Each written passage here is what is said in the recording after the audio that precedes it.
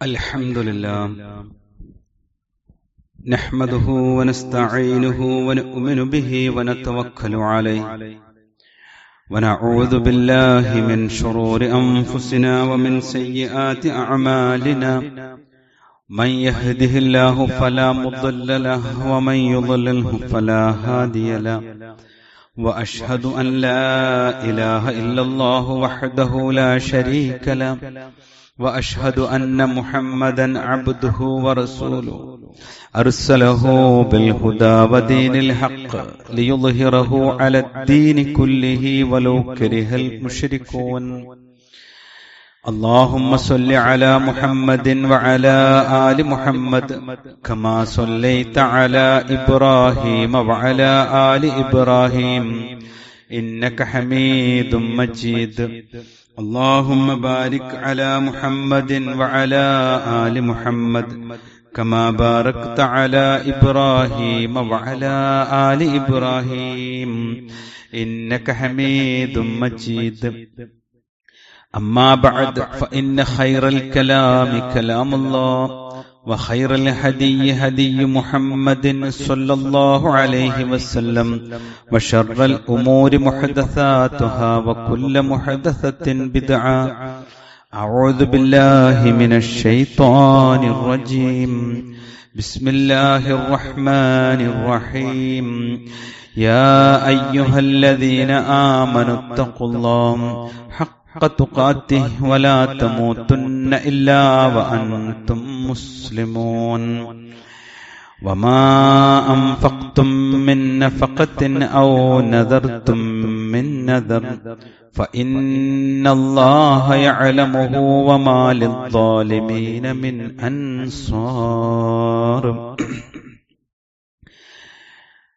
സ്നേഹാദരണീയരായ സത്യവിശ്വാസി വിശ്വാസിനികളെ, അള്ളാഹുവിന്റെ വിധിവിലക്കുകൾ ജീവിതത്തിന്റെ എല്ലാ മേഖലകളിലും കാത്തുസൂക്ഷിക്കണേ എന്ന് സ്വന്തത്തോട് തന്നെയും ഓരോരുത്തരോടും പ്രത്യേകമായി ഓർമ്മപ്പെടുത്തുകയാണ്, വസിയ്യത്ത് ചെയ്യുകയാണ്.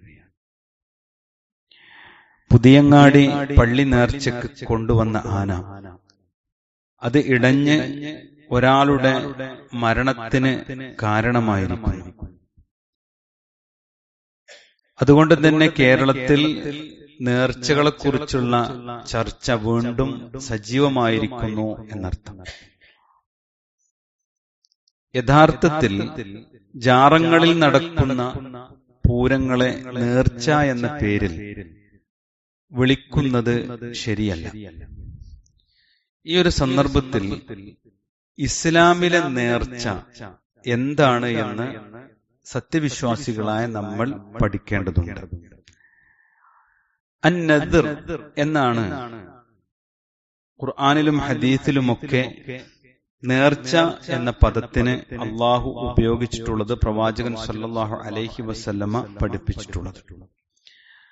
അതിന് മലയാളത്തിലുള്ള വാക്കിനുള്ള അർത്ഥം വാഗ്ദാനം അല്ലെങ്കിൽ ഭയം, നിർബന്ധം എന്നൊക്കെയാണ്. മതപരമായി നദ്ർ, നേർച്ച എന്ന് പറഞ്ഞാൽ നമ്മുടെ ജീവിതത്തിൽ സുന്നത്തായ ഒരു കർമ്മം, അത് നിർബന്ധമായും താൻ പ്രവർത്തിക്കുമെന്ന് ബുദ്ധിയും വിവേകവുമുള്ള ഒരു മുസ്ലിം അള്ളാഹുവിനു വേണ്ടി സ്വയം പ്രഖ്യാപിക്കുന്നതിനാണ് മതപരമായി നദ്ർ അഥവാ നേർച്ച എന്ന് പറയുന്നത്. ഉദാഹരണം പറഞ്ഞാൽ പെട്ടെന്ന് മനസ്സിലാവും. തിങ്കളാഴ്ച നോമ്പനുഷ്ഠിക്കുക എന്നുള്ളത് സുന്നത്താണ്. എന്നാൽ ഒരാൾ അള്ളാഹുവിന്റെ തൃപ്തി ലഭിക്കുവാൻ വേണ്ടി ഇനി എന്റെ ജീവിതകാലം അത്രയും അല്ലെങ്കിൽ ഇത്ര കാലം ഞാൻ തിങ്കളാഴ്ച നോമ്പ് നോൽക്കുമെന്ന് അള്ളാഹു നിർബന്ധമാക്കിയ ഫർള് പോലെ തന്നെ ഞാനത് നോൽക്കുമെന്ന് ഒഴിവാക്കുകയില്ല എന്നൊരാൾ തീരുമാനിച്ച അതിനാണ് നേർച്ച എന്ന് പറയുന്നത്. ഇപ്പൊ ദാനധർമ്മം, സ്വതക്ക എന്നുള്ളത് പുണ്യമുള്ള കാര്യമാണ്. ഞാൻ ഇന്നൊരു കാര്യത്തിന് നിർബന്ധമായും ഇത്ര അള്ളാഹുവിന്റെ പ്രീതി ആഗ്രഹിച്ചു കൊടുക്കുമെന്നൊരാൾ നിശ്ചയിച്ചാൽ അത് കൊടുക്കുക എന്നുള്ളത് അയാളുടെ മേൽ നിർബന്ധമായി തോന്നും. അത് ഫർള് പോലെ തന്നെയാണ്. ഇതിനാണ് നേർച്ച എന്ന് പറയാം. കാരണം നേർച്ച ഇസ്ലാമിൽ പഠിപ്പിക്കപ്പെട്ടിട്ടുള്ളത് ഒരു ആരാധന കർമ്മമായിട്ടാണ്. വിശുദ്ധ ഖുർആൻ സൂറത്ത് അംബിയയിലെ 6-ാമത്തെ ആയത്തിൽ സത്യവിശ്വാസികളുടെ ഗുണങ്ങളൊക്കെ വിശദീകരിക്കുന്നിടത്ത് പറഞ്ഞത് യൂഫൂന ബിന്നദിരി എന്നാണ്. അവർ നേർച്ചകൾ നിറവേറ്റുന്നവരാണ്. കാരണം വയഖാഫൂന യൗമൻ കാന ശർറുഹു മുസ്തത്വിറ, ആപത്ത് പടർന്നു പിടിക്കുന്ന കഠിനമായ ആപത്തുണ്ടാകുന്ന ഒരു ദിനത്തെ അവർ ഭയപ്പെടുന്നു, പരലോകത്തെ അവർ ഭയപ്പെടുന്നു എന്നാണ്. വിശുദ്ധ ഖുർആൻ സൂറത്ത് ബഖറയിൽ തന്നെ 270-ാമത്തെ വചനത്തിൽ അല്ലാഹു പറഞ്ഞു, വമാ അൻഫഖ്തും മിൻ നഫഖത്തിൻ, നിങ്ങൾ എന്തൊക്കെ ചെലവഴിച്ചാലും, ഔ നദർതും മിൻ നദരിൻ, ഏതൊക്കെ നേർച്ചകൾ നേർന്നാലും, ഫഇന്നല്ലാഹ യഅലമുഹു, തീർച്ചയായും അല്ലാഹു എല്ലാം അറിയുന്നവനാണ്. വമാ ലിദ്ദാലിമീന മിൻ അൻസ്വാർ, അക്രമകാരികൾക്ക് ഒരു സഹായി ഉണ്ടാവുകയില്ല എന്ന് റഹ്മാനായ റബ്ബ് നേർച്ചയെക്കുറിച്ച് നമുക്ക് പഠിപ്പിച്ചു തന്നിട്ടുണ്ട്. സഹോദരങ്ങളെ, അപ്പൊ ഇസ്ലാം നമുക്ക് പരിചയപ്പെടുത്തി തരുന്ന നേർച്ച അത് നമ്മൾ പഠിക്കണം. റസൂലുള്ളാഹി സ്വല്ലല്ലാഹു അലൈഹി വസല്ലമയിൽ നിന്ന് ആയിഷ റളിയല്ലാഹു തആല അൻഹ ഉദ്ധരിക്കുന്ന ഒരു ഹദീസ് ഉണ്ട്. മാ നദറ അൻ യുതി അല്ലാഹ ഫൽയുതിഉഹു വമൻ നദറ അൻ യഅസിയഹു ഫലാ യഅസി. അല്ലാഹുവിനെ അനുസരിക്കുന്ന കാര്യത്തിൽ, അല്ലാഹുവിന്റെ തൃപ്തി കിട്ടുന്ന ഒരു കാര്യത്തിൽ ഒരാൾ നേർച്ച ചെയ്താൽ അത് അയാൾ അനുസരിച്ചു കൊള്ളട്ടെ. ഇനി അള്ളാഹുവിനോട് അനുസരണക്കേട് കാണിക്കാൻ ഒരാൾ നേർച്ച ചെയ്താൽ അത് നിറവേറ്റാതിരിക്കട്ടെ എന്ന് റസൂലുള്ളാഹി സ്വല്ലല്ലാഹു അലൈഹി വസല്ലമ പഠിപ്പിച്ചിട്ടുണ്ട്.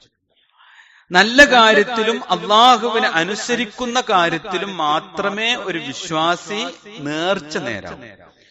അല്ലാത്ത കാര്യത്തിൽ നേർച്ച നേർന്നാൽ തന്നെ, വൈകാരികമായി നേർച്ച നേർന്നാൽ തന്നെ അത് പാലിക്കേണ്ടതില്ല എന്നും ഈ ഹദീസിൽ നിന്ന് നമുക്ക് മനസ്സിലാക്കാം.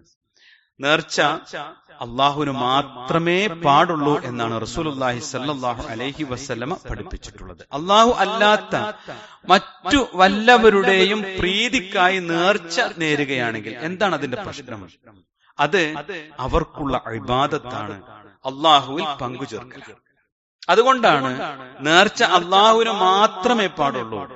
അള്ളാഹുവിനുള്ള നേർച്ചയെ അള്ളാഹു സ്വീകരിക്കൂ, അല്ലാത്തത് അള്ളാഹുവിൽ പങ്കുചേർക്കലാണ് ശിർക്ക്. റസൂലുള്ളാഹി സ്വല്ലല്ലാഹു അലൈഹി വസല്ലമ പഠിപ്പിച്ചിട്ടുണ്ട്, ലാ തദർ ഇല്ലാ ഫീമാ യംബഗി ബിഹി വജ്ഹില്ലാ, അള്ളാഹുവിന്റെ പ്രീതി തേടുന്ന കാര്യങ്ങളിലല്ലാതെ നിങ്ങൾ നേർച്ച പാടില്ല എന്നാണ്. വലാ യമീന ഫീ ഖത്തിഅത്തി റഹ്മിൻ. എന്നിട്ട് റസൂൽ അതിനോട് ചേർത്ത് പറഞ്ഞത്, കുടുംബ ബന്ധങ്ങൾ വിച്ഛേദിക്കുന്ന ശബദങ്ങളിൽ ആരെങ്കിലും അങ്ങനെയൊക്കെ ദേഷ്യം വന്ന് പറഞ്ഞാൽ തന്നെ അതിൽ പ്രായശ്ചിത്വമല്ല, അത് കുറ്റം കിട്ടുന്ന കാര്യമാണ്. അപ്പൊ ഈ നേർച്ച എന്നുള്ള ഈ വാക്ക് സഹോദരങ്ങളെ ഇസ്ലാമികമായി പഠിക്കുമ്പോൾ ഇന്ന് നമ്മൾ കാണുന്നതൊന്നുമല്ല നേർച്ച എന്നുള്ളത്. സഹോദരങ്ങളെ, അള്ളാഹു അല്ലാത്ത മറ്റു വല്ലവരുടെയും പ്രീതിക്കായി നേർച്ച നേരുകയാണെങ്കിൽ അത് അവർക്കുള്ള ഇബാദത്തും അത് അള്ളാഹുവിൽ പങ്കുചേർക്കലുമാണ്.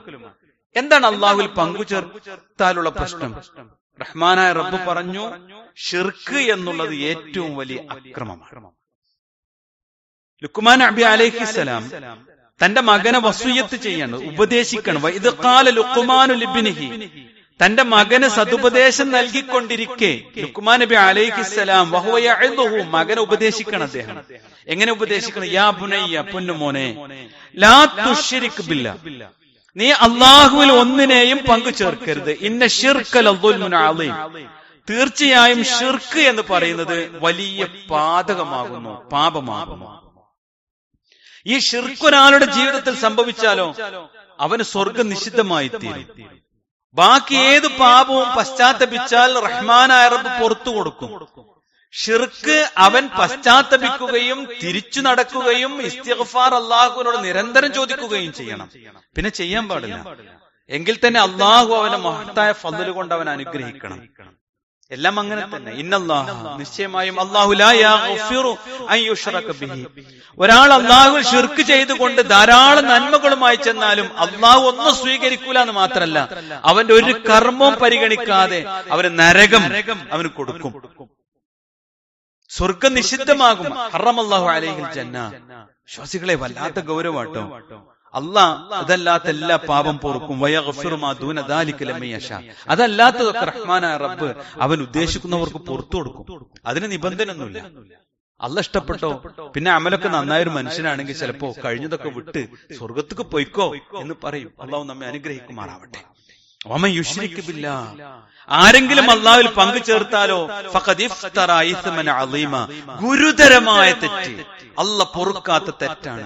അതുകൊണ്ട് ഈ കാര്യം നമ്മൾ പഠിക്കുമ്പോ ഇത് ഷിർക്കായ നേർച്ചകൾ നമ്മുടെ ജീവിതത്തിൽ സംഭവിക്കുന്നുണ്ടോ എന്ന് നമ്മൾ അറിയണം. വിശ്വാസികളെ, മറ്റൊരു കാര്യം, ഏത് തരത്തിലുള്ള നേർച്ചയും യഥാർത്ഥത്തിൽ റസൂലുള്ളാഹി സ്വല്ലല്ലാഹു അലൈഹി വസല്ലമ പ്രോത്സാഹിപ്പിച്ചിട്ടില്ല. അന്ന റസൂലുള്ളാഹി സ്വല്ലല്ലാഹു അലൈഹി വസല്ലം റസൂലുള്ളാഹി പറഞ്ഞു, ലാ തൻദുറു, നിങ്ങൾ നേർച്ച നേരരുത്. കാരണം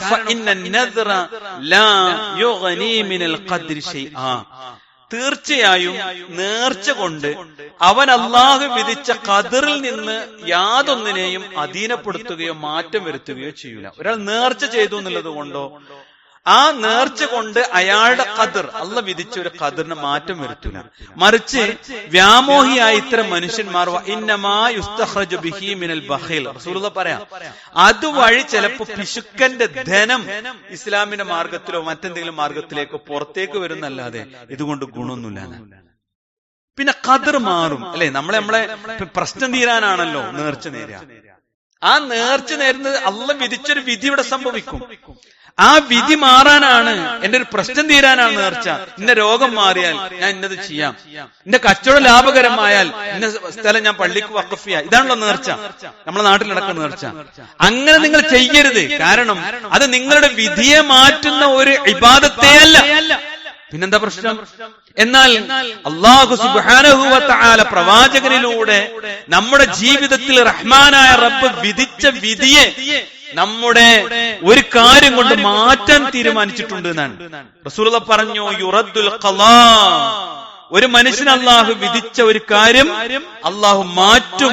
ഇല്ല ദുആ, അവന്റെ പ്രാർത്ഥന കൊണ്ടല്ലാതെ. പടച്ചോനെ എനിക്ക് മാറാരോഗങ്ങൾ വരരുതേ എന്ന് മനമുരുകി പ്രാർത്ഥിച്ച ഒരു വിശ്വാസിക്ക് ചിലപ്പോ റഹ്മാനായ റബ്ബ് എന്ത് ചെയ്യും? അവന്റെ ആ പ്രാർത്ഥന സ്വീകരിച്ച് ചിലപ്പോ ആ വിധിയെ മാറ്റും എന്നാണ് ഇതിനർത്ഥം.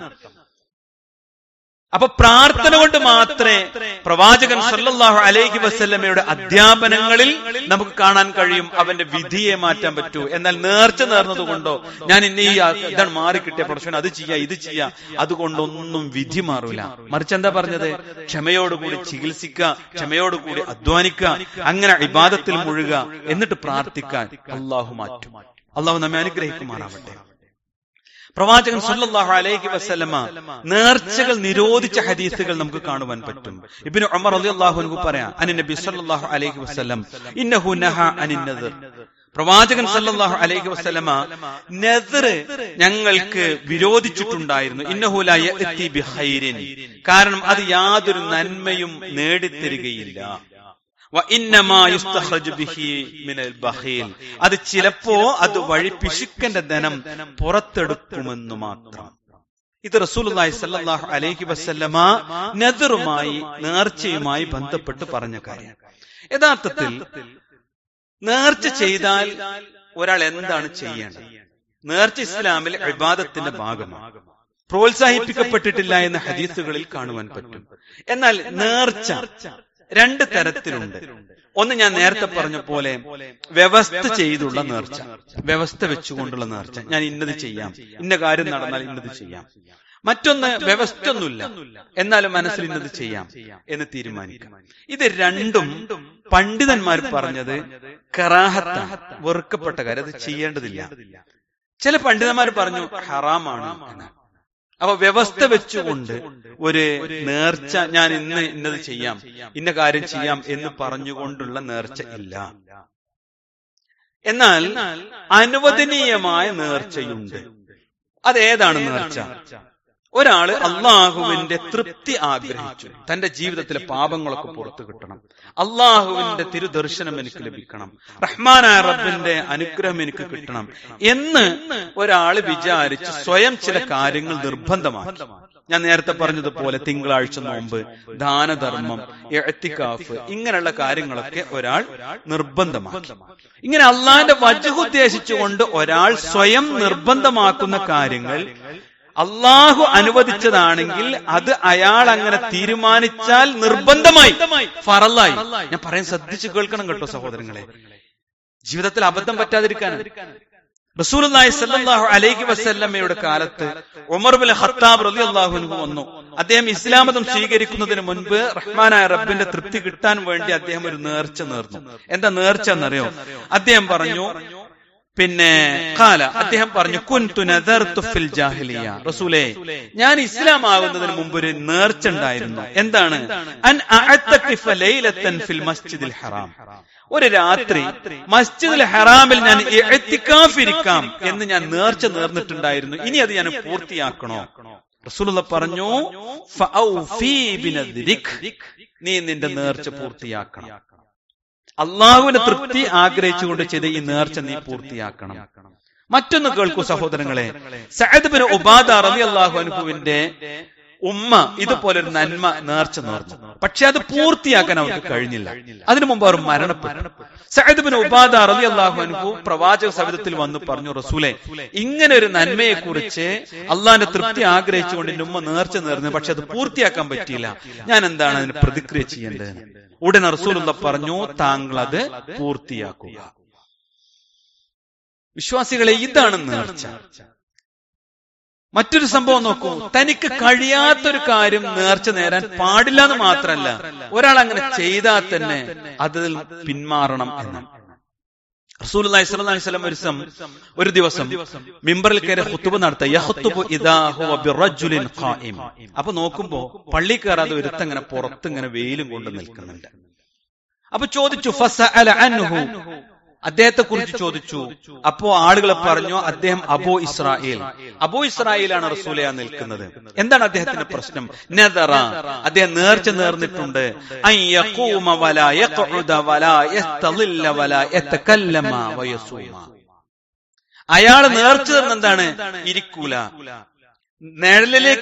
തണലിലേക്ക് മാറി നിൽക്കൂല, ഒരാളോടും സംസാരിക്കൂല, ഇന്ന് നോമ്പ് നോൽക്കുകയും ചെയ്യും. 4 കാര്യങ്ങൾ അദ്ദേഹം നേർച്ച നേർന്നിട്ടുണ്ട്. ഉടനെ റസൂലുള്ളാഹി സ്വല്ലല്ലാഹു അലൈഹി വസല്ലം പറഞ്ഞു, അവനോട് കൽപ്പിക്കുക, ഫൽയതകല്ലം, അവൻ സംസാരിക്കട്ടെ, വൽ യസ്തദിൽ, അവൻ തണലിലേക്ക് മാറി നിൽക്കട്ടെ, വൽ യഖഉദ്, അവൻ ഇരിക്കുകയും ചെയ്യട്ടെ, വൽ യത്തിമ സൗമ, അവനെ നോമ്പ് പൂർത്തിയാക്കുകയും ചെയ്യട്ടെ. അവിടെ അള്ളാന്റെ ഇഷ്ടം കിട്ടുന്ന ഈ നന്മയെ റസൂൽ പ്രോത്സാഹിപ്പിക്കുകയും ഒരാൾക്ക് ശാരീരികമായി പ്രയാസമുണ്ടാക്കുന്ന അനുവദിക്കപ്പെടാത്ത മുഴുവൻ ഉപേക്ഷിക്കാൻ റസൂലുള്ളാഹി സ്വല്ലല്ലാഹു അലൈഹി വസല്ലം പഠിപ്പിക്കുകയും ചെയ്തിട്ടുണ്ട്. അതുകൊണ്ട് വിശ്വാസികളെ, നേർച്ച എന്ന് പറയുന്നത് ജീവിതത്തിൽ റഹ്മാനായ റബ്ബിന്റെ തൃപ്തി ലഭിക്കുവാൻ വേണ്ടി നാം നടത്തുന്ന, നമുക്ക് ഐച്ഛികമായ സുന്നത്തായ ഒരു കാര്യം, അനുവദിക്കപ്പെട്ട ഒരു കാര്യം ഞാൻ ചെയ്യുമെന്ന തീരുമാനം അള്ളാഹുവിന് വെച്ച് എടുക്കലാണ്. അത് എടുക്കുന്നതോടുകൂടി അത് അവന് ഫറലായി തീർന്നു. ഒരു കാര്യം കൂടി അതിൽ പഠിക്കണം വിശ്വാസികളെ. ഇങ്ങനെ ഒരാൾ നേർച്ച നേർന്നു, അത് അയാൾ പൂർത്തിയാക്കൽ ഫറലാണ്. അത് അയാൾ ചെയ്തിട്ടില്ലെങ്കിൽ അയാൾ അതിന് പ്രായശ്ചിത്തം ചെയ്യണം, അതിന് പ്രതിക്രിയ ചെയ്യണം. കാരണം ഇബാദത്താണ്. റസൂലുള്ളാഹി സ്വല്ലല്ലാഹു അലൈഹി വസല്ലം പഠിപ്പിച്ചിട്ടുണ്ട്. സൂറത്ത് മാഇദയിലെ 89-ാമത്തെ ആയത്തിൽ സവിസ്തരം പറയുകയും ചെയ്തിട്ടുണ്ട്. റസൂലുള്ളാഹി പറഞ്ഞു, കഫാറത്തു അൻ-നദർ, നിങ്ങൾ നേർച്ച നേർന്നിട്ടുണ്ടെങ്കിൽ അതിനെ പ്രതിക്രിയ ചെയ്യണം. അത് ചെയ്തിട്ടില്ലെങ്കിൽ, പൂർത്തിയാക്കിയിട്ടില്ലെങ്കിൽ അതിന് പരിഹാരം ചെയ്യണം. സൂറത്ത് മാഇദയിലെ 89-ാമത്തെ ആയത്തിൽ എന്താണ് പരിഹാരം എന്ന് പറഞ്ഞിട്ടുണ്ട്? 3 പരിഹാരം പറഞ്ഞു. 1, അയാൾ നേർച്ച പൂർത്തിയാക്കിയിട്ടില്ലെങ്കിൽ 10 പേർക്ക് ഭക്ഷണം കൊടുക്കണം. 2, 10 പേർക്ക് വസ്ത്രം നൽകണം. 3, ഒരു അടിമയെ മോചിപ്പിക്കണം. ഇത് 3 എണ്ണാണ് ആ ആയത്തിൽ പറഞ്ഞത്. ഇനി അത് 3ഉം അയാൾക്ക് സാധ്യമല്ലെങ്കിൽ, നെദർ ചെയ്ത ഒരാൾ അത് പൂർത്തിയാക്കിയില്ലെങ്കിൽ 3 ദിവസം തുടർച്ചയായി നോമ്പനുഷ്ഠിക്കണം. ഇത്രമാത്രം ഗൗരവമുള്ള ഒരു വിഷയമാണ്. അത് നമ്മുടെ ജീവിതത്തിൽ പഠിക്കുകയും പാലിക്കുകയും നമ്മൾ ചെയ്യണം. പലപ്പോഴും പല ഘട്ടങ്ങൾ വരുമ്പോ നമ്മൾ ശാപവാക്കുകൾ പറയാറുണ്ട്, അത് ഹറാമായ കാര്യം. കുടുംബബന്ധം മുറിക്കുന്ന ഒരു വിഷയത്തിൽ ജ്യേഷ്ഠാനുജന്മാർ തമ്മിൽ, സഹോദരങ്ങൾ തമ്മിൽ എന്തെങ്കിലും ഒരു വിഷയം ഉണ്ടാവുമ്പോൾ ശാപവാക്കുകൾ പറയുക എന്നുള്ളത് അള്ളാഹു ഇതിനോട് ചേർത്ത് വെച്ചൊരു കാര്യമാണ്. നദർ എന്ന ഇബാദത്തിനോട് ചേർത്താണ് അക്കാര്യം പറഞ്ഞിട്ടുള്ളത്. അതുകൊണ്ട് വിശ്വാസികളെ, നമ്മൾ എന്തെങ്കിലും ഒരു പ്രശ്നം ഉണ്ടാവുമ്പോൾ രണ്ട് നിലക്കാണ് പ്രതികരിക്കുക. ഒന്ന്, ശാപവാക്കുകൾ പറയാണ്, അത് ഹറാമായ കാര്യമാണ്, വലിയ പാപമാണ്. അതേപോലെ സങ്കടവും പ്രയാസങ്ങളും വരുമ്പോ നമ്മൾ നേർച്ച നേരാണ് പതിവ്. അത് ഇന്നത് ചെയ്യാം, ഇന്നൊരു സബബ് വെച്ച്, കാരണം വെച്ചുകൊണ്ട് നമ്മൾ പറയാറുണ്ട്. അതും പാടില്ലാത്തതാണ്. മറിച്ച് റഹ്മാനായ റബ്ബ് എന്നെ അനുഗ്രഹിക്കണം, എനിക്ക് ഫള് ലഭിക്കണം, എന്റെ ജീവിതത്തിൽ അള്ളാഹുവിന്റെ നിഅമത്തുകൾ ഉണ്ടാവണം ആഗ്രഹിച്ചുകൊണ്ട് ഒരാൾ സുന്നത്തായ ഒരു കാര്യം ഞാനും നിർവഹിക്കാം എന്ന് തീരുമാനിച്ചാൽ അത് ഇസ്ലാമിൽ അനുവദിക്കപ്പെട്ടതാണ്, അനുവദനീയമാണ്. അത് എന്തുകൊണ്ട് പ്രവാചകൻ വേണ്ടെന്ന് പറഞ്ഞു എന്ന് ചോദിച്ചാൽ, ചില കാര്യങ്ങൾ അങ്ങനെയാണ്. നമുക്കിപ്പോ നല്ല താക്കത്തുണ്ടാവും, കുറച്ച് കഴിഞ്ഞാൽ ആ താക്കത്തൻ പോകും. അല്ലെ, എല്ലാ തിങ്കളാഴ്ച നോമ്പ് എടുക്കാൻ ഞാൻ മരിക്കോളം തീരുമാനിച്ചാൽ ആ സാധുവിന് രോഗം വന്നാൽ ചിലപ്പോൾ സാധിച്ചോളന്നില്ല. അല്ലെ, നമ്മുടെ സമ്പത്ത് മുഴുവൻ കൊടുക്കുക, അല്ലെ ഇത്ര സംഖ്യ ഞാൻ എന്നും കൊടുത്തോളാൻ തീരുമാനിച്ചാൽ 6 മാസം കഴിഞ്ഞ്, ഒരു കൊല്ലം കഴിഞ്ഞാൽ ചിലപ്പോ ആ പണം ഇല്ലാതെ നമ്മൾ കടക്കാരനായേക്കാം. സഹോദരങ്ങളെ, അപ്പോ നമ്മളെ കൊണ്ട് കഴിയുന്ന ചില കാര്യങ്ങളെ കുറിച്ച് മാത്രമേ ഇസ്ലാം സംസാരിച്ചിട്ടുള്ളൂ.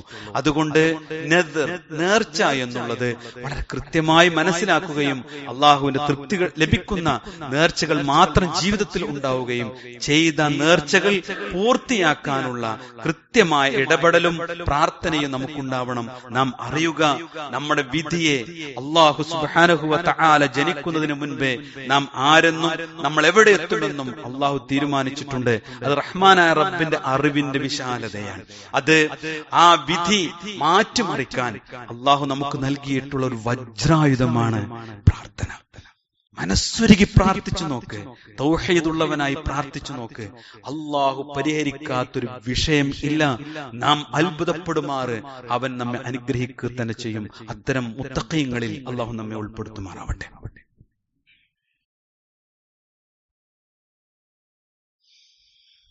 ഇന്നൽ ഹംദുലില്ലാഹ് വസ്സലാത്തു വസ്സലാമു അലാ റസൂലില്ലാഹ് വഅലാ ആലിഹി വസഹ്ബിഹി അജ്മഈൻ. അമ്മാ ബഅദ്. ബഹുമാന്യരെ, അള്ളാഹുവിന്റെ വിധിവിലക്കുകൾ പാലിക്കണേ എന്നൊരിക്കൽ കൂടി ഓർമ്മപ്പെടുത്തുന്നു. എന്നാൽ നമ്മുടെ സമൂഹത്തിലെ നേർച്ച എന്ന് പറയുമ്പോൾ ഓർമ്മ വരിക ജാറങ്ങളും ഉറൂസുകളും മാത്രമാണ്. അവിടെ നടക്കുന്നത് മുഴുവൻ ശിർക്കാകുന്നു. അതിൽ നിന്ന് വിട്ടുനിൽക്കൽ, അതിനെ സമൂഹത്തെ ബോധവൽക്കരിക്കൽ നിർബന്ധമായ കാര്യമാകുന്നു. എന്താണ് കാരണം? അവിടെ നടക്കുന്ന ആചാരങ്ങൾ ഒന്നുകിൽ ജാറം മൂടലാണ്, വിളക്ക് കത്തിക്കലാണ്, തിരിയും എണ്ണയും പട്ടും പൂവും നേർച്ച മൃഗവും നേർച്ചയാക്കലാണ്. എന്താണ് അതുകൊണ്ട് ഉദ്ദേശിക്കുന്നത്? നേർച്ചയിലൂടെ ചില നന്മകൾ പ്രതീക്ഷിക്കുന്നുണ്ട്. അവിടെ മറമാടപ്പെട്ട ഷെയ്ഖിന്റെ സാമീപ്യമോ അദ്ദേഹത്തിന്റെ ഒരു സംരക്ഷണമോ അതിലൂടെ പ്രതീക്ഷിക്കുന്നുണ്ട്. ഇത് അഭൗതികമായ ഒരു തേട്ടമാണ്, പ്രാർത്ഥനയാണ്. അഭൗതികമായ പ്രാർത്ഥന നമ്മെ സഹായിക്കുവാനുള്ള കഴിവ് റഹ്മാനായ റബ്ബിന് മാത്രമാണ് ഉള്ളത്. അതുകൊണ്ടാണ് ഇത്തരം കാര്യങ്ങൾ ശിർക്കാണ് എന്ന് പറയുന്നത്. അല്ലെങ്കിൽ നാം ചാറത്തിലോ അല്ലെങ്കിൽ അടുത്തുള്ളത് കേൾക്കെന്താ, മൊയ്ഹിദ്ദീൻ ശേഖിനുള്ള കോഴി ദാനം ചെയ്യലാണ്, അത് നേർച്ച നേരലാണ്. ഉള്ളാൾ തങ്ങൾക്കുള്ള ആട് നേർച്ച ചെയ്യലാണ്. എന്താ അതിലൂടെ പ്രതീക്ഷിക്കുന്നത്? മൊഹീദ്ദീൻ ശേഖിന്റെ അതുപോലെ ഉള്ളാൾ തങ്ങളുടെ സംരക്ഷണം എനിക്ക് ലഭിക്കുമെന്നാണ്. യഥാർത്ഥത്തിൽ റഹ്മാനായ റബ്ബിനല്ലാതെ നമ്മെ സംരക്ഷിക്കാനോ നമ്മുടെ പ്രാർത്ഥന കേൾക്കാനോ നമ്മുടെ പ്രതിസന്ധികൾ തീർക്കാനോ സാധ്യമല്ല. വിശ്വാസികളെ, 5 നേരം നിർബന്ധമായി പറയുന്ന ആയത്തിന് വിരുദ്ധമാണ് ഈ വിശ്വാസം. ഇയ്യാക നഅ്ബുദു വ ഇയ്യാക നസ്തഈൻ. നിന്നെ മാത്രം ഞങ്ങൾ ആരാധിക്കുന്നു, നിന്നോട് മാത്രം ഞങ്ങൾ സഹായം തേടുന്നു. ഇന്ന് നമ്മുടെ നാട്ടിൽ കാണുന്ന ഇത്തരം ഉറൂസുകളോ ജാറപൂജകളോ നിലവിളക്കുകളോ ജാറം മൂടലോ റസൂലുള്ളാഹി സ്വല്ലല്ലാഹു അലൈഹി വസല്ലമയോ സഹാബത്തോ പഠിപ്പിച്ചിട്ടില്ല. നബി മരിക്കുന്നതിന് മുമ്പ് സഹാബത്ത് മരിച്ചിട്ടുണ്ട്. അവർ ശ്രേഷ്ഠരായിരുന്നു. അതുകൊണ്ട് അവരുടെ ഖബറിൽ പോകാമെന്ന് റസൂലുള്ളാഹി പറഞ്ഞിട്ടില്ല. പ്രവാചകൻ മരിച്ചതിന് ശേഷം സഹാബത്ത് ജീവിച്ചിരുന്നിട്ടുണ്ട്, അവർ പഠിപ്പിച്ചിട്ടില്ല. എന്നാൽ ഈ ചിന്തകളും ഈ ആചാരങ്ങളും ഈ അനുഷ്ഠാനങ്ങളും ഒക്കെ മക്കയിലെ മുശ്രിക്കുകൾ ചെയ്തിരുന്നു.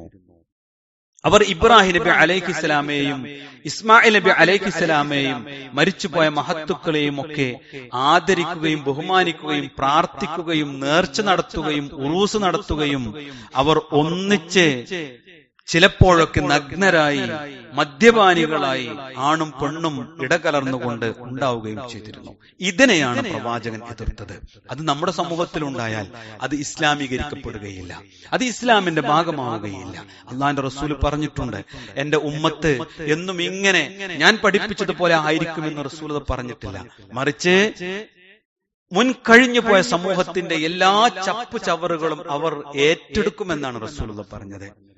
ഏതുവരെ ഉടുമ്പൊരു മാളത്തിലേക്ക് അവർ തെളിച്ചു കൊണ്ടുപോയാൽ അതിന്റെ കൂടെ പോകുമെന്നാണ്. അത്രമാത്രം ദുർബലമായ വിശ്വാസത്തിലേക്ക് അവർ എത്തിച്ചേരുമെന്നാണ് അള്ളാഹുവിന്റെ റസൂല് പ്രവചിച്ച് സംഭവിക്കില്ലേ സഹോദരങ്ങളെ? ക്രിസ്ത്യാനികൾ 71, ജൂതന്മാർ 71, ക്രിസ്ത്യാനികൾ 72 കക്ഷികളായി എന്ന് പറഞ്ഞ് പ്രവാചകൻ നിർത്തിയില്ല. എന്റെ ഉമ്മത്ത് 73 കാരണം പിശാച് അത്ര ശക്തവാനാണ്. അതുകൊണ്ട് നമ്മുടെ ജീവിതത്തിൽ പ്രവാചകൻ ചെയ്തതിലേക്ക് തിരിച്ചു നടക്കാൻ നമ്മൾ തയ്യാറാകണം. അത് മാത്രമല്ല സഹോദരങ്ങളെ, നേർച്ചയുടെ പേരിൽ നടക്കുന്ന ഇത്തരം പേക്കൂത്തുകൾ സമൂഹത്തിൽ ഉണ്ടാക്കുന്ന പ്രശ്നങ്ങൾ ചെറുതല്ല.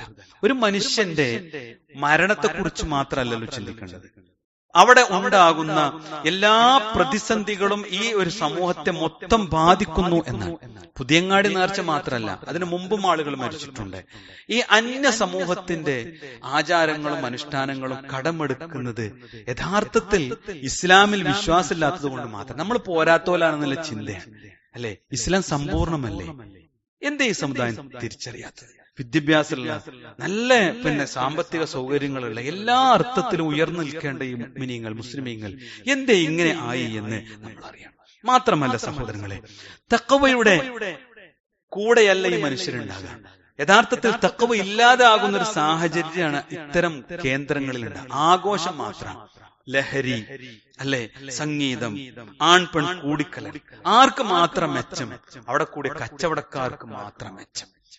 വേറെ എന്താണ് ഇതുകൊണ്ട് ഈ സമൂഹത്തിനും സമുദായത്തിനും ഇസ്ലാമിനുള്ള മെച്ചം? അതുകൊണ്ട് നമ്മളൊന്ന് തിരിച്ചറിയാം, ജീവിതത്തിൽ നേർച്ചൊന്ന് പഠിക്കാം, എന്നിട്ട് മനമൊരുക്കി റഹ്മാനായ റബ്ബിനോട് പ്രാർത്ഥിക്കുക. പടച്ചോനെ, ഈ ഉമ്മത്തിന് നേർമാർഗം കാണിച്ചു കൊടുക്കണേ എന്ന് പ്രാർത്ഥിക്കുക. അള്ളാഹിന്റെ റസൂല് ചെയ്യാത്ത കാര്യങ്ങൾ, പ്രവാചകന്റെ സഹാബത്ത് കാണിക്കാത്ത കാര്യങ്ങൾ, ഇസ്ലാമിക രാഷ്ട്രം ഖുലഫാ റാഷിദീങ്ങളുടെ കാലത്ത് ഇസ്ലാമിക രാഷ്ട്രല്ലേ സഹോദരങ്ങളെ? എന്തെല്ലാം നിയമങ്ങൾ ഇസ്ലാമികമായി ഉണ്ടാക്കാമായിരുന്നു. അവിടെ എവിടെയെങ്കിലും ഒരു പള്ളിയും ജാറും അനുബന്ധമായ നിയമങ്ങളും പഠിപ്പിച്ച് ഖലീഫമാരും നടത്തി? ഇല്ലല്ലോ. പിന്നെ എവിടുന്ന് അത് വന്നത്? ജൂതന്മാരെടുത്തുന്ന സഹോദരങ്ങളെ, കഴിഞ്ഞു പോയ സമുദായത്തിൽ നിന്നാണ്.